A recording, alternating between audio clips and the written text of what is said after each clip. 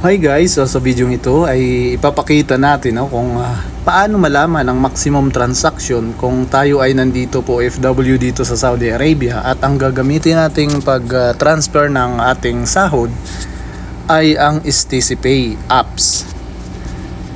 Na ito lang kasi ang mabilis sa aking experience, ito lang ang mabilis na pag-transfer. Pwedeng bangko sa Pilipinas at pwede ring direct GCash. So, halimbawa kung tayo ay katulad ko na mag-i-exit, ngayon yung benefits natin ay hindi natin alam kung kayang isang transaction lang. So, aalamin natin kung magkano yung maximum amount na pwede nating i-send sa Pilipinas. So, ito gamit natin ang ating i-record natin para malaman nyo, para maipakita natin. So, gamit ang ating iPhone 15 Pro Max fully paid. Charot. Baka bigla tayong singilin ng mga pinagkautangan. Joke lang po. Buksan lang po natin ang ating STC Pay apps. Ayan.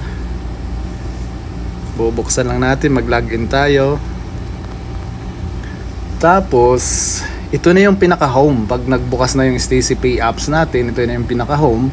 Makikita natin sa pinakababa, nandyan yung home, accounts, cards, market, and more. Pipindutin lang natin ang accounts.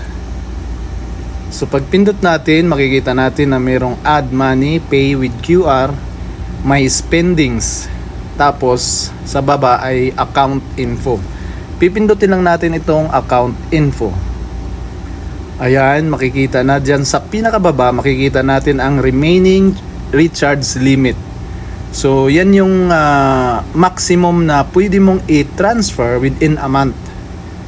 20,000, pero sa akin to 20,000 real.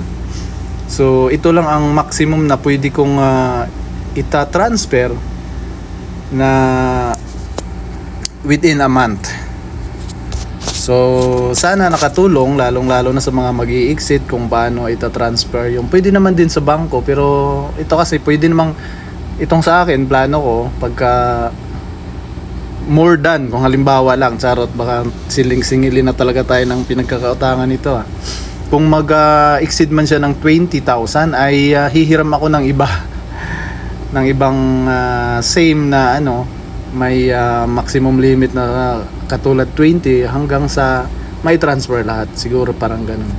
Sana ay nakatulong at maraming salamat po. Please subscribe para sa mga susunod na video.